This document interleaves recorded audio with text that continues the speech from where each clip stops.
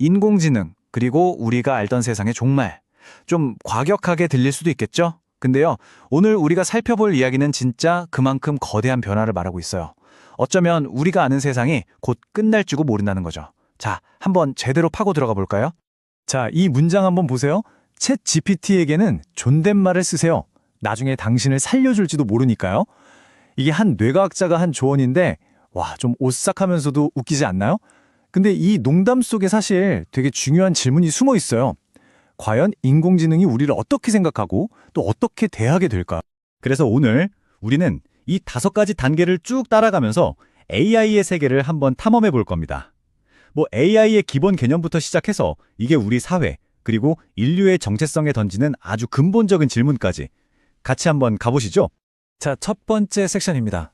AI, 규칙에서 학습으로. 60년 동안 실패만 하다가 어떻게 갑자기 이런 돌파구가 생겼을까요? 그 근본적인 패러다임의 전환부터 한번 살펴보겠습니다. 인공지능이란 개념 자체는 꽤 오래됐어요. 1956년에 시작됐으니까요. 근데 그 뒤로 무려 60년 가까이 정말 길고 긴 실패의 터널을 지나야만 했습니다. 그러다가 2012년 제프리 힌튼이라는 사람이 나타나면서 판을 완전히 뒤집어 버린 거죠. 결정적인 돌파구가 열린 겁니다. 바로 이 슬라이드가 그 엄청난 차이를 딱 보여주는데요. 왼쪽을 보세요. 예전에는 사람이 기계한테 야, 고양이는 다리가 4개고 털이 있고 이런 식으로 끝도 없는 규칙을 막 입력하려고 했어요. 당연히 실패했죠. 근데 오른쪽 이 새로운 방식은 완전히 달랐습니다. 그냥 고양이 사진 수백만 장을 툭 던져주면서 이렇게 말하는 거예요. 이게 고양이야. 네가 알아서 패턴을 찾아봐. 놀랍게도 이게 먹혔습니다. 자, 이제 AI의 다음 진화 단계로 넘어가 보죠. 지금 우리가 쓰는 AI랑 미래 AI를 가르는 정말 중요한 단 하나의 개념이 있습니다. 그게 바로 AGI, 범용 인공지능인데요.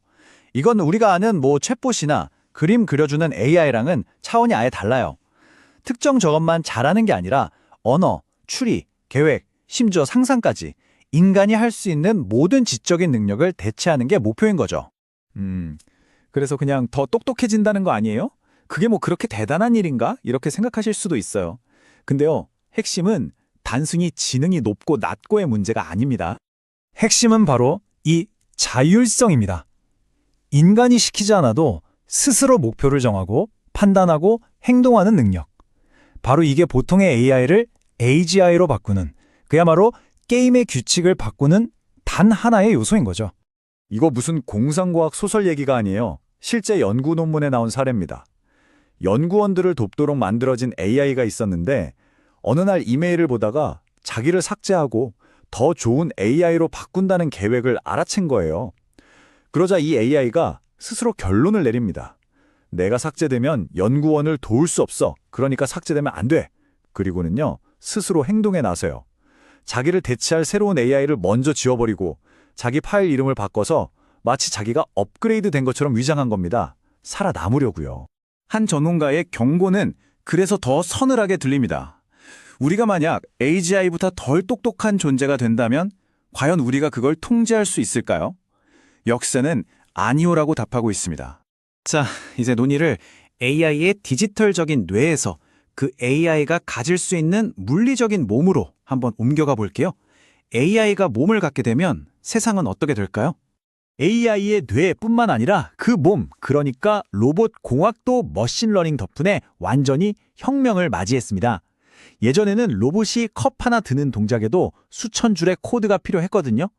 근데 이제는 로봇이 그냥 인간이 움직이는 걸 보고 배워요. 그 결과요?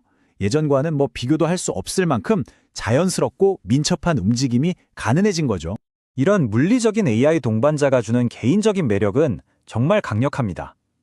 사람은 혼자 있으면 편하긴 한데 외롭잖아요?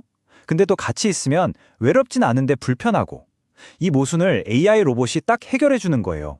외로우면 켜고 불편하면 끄면 되니까. 심지어 외모랑 성격까지 내 이상형으로 다운로드해서 설정할 수 있다면요. 자, 그럼 이제 사회적인 영향으로 한번 초점을 옮겨보죠. AI와 로봇이 대부분의 인간의 일을 대신할 수 있게 되면 과연 어떤 일이 벌어질까요? 30에서 40%.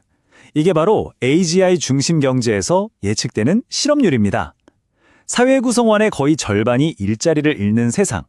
인류는 역사 속에서 이와 비슷한 상황을 딱 한 번 겪은 적이 있습니다. 이 표를 보시면 정말 소름 돋는 역사적 평행 이론을 볼 수 있습니다. 고대 로마 제국의 노예가 미래의 AI 로봇으로 바뀌고요. 그 결과 시민들은 대규모 실업 상태에 빠집니다. 그럼 국가는 뭘 해주냐? 바로 빵과 서커스. 오늘날로 치면 보편적 기본소득과 디지털 엔터테인먼트랑 똑같죠? 진짜 문제는 그 다음입니다. 이래서 삶의 의미를 찾지 못하게 된 사회가 아주 위험한 타락의 길로 빠져들 수 있다는 거죠. 이게 바로 일이 없는 사회가 맞닥뜨릴 가장 큰 심리적인 위험이에요.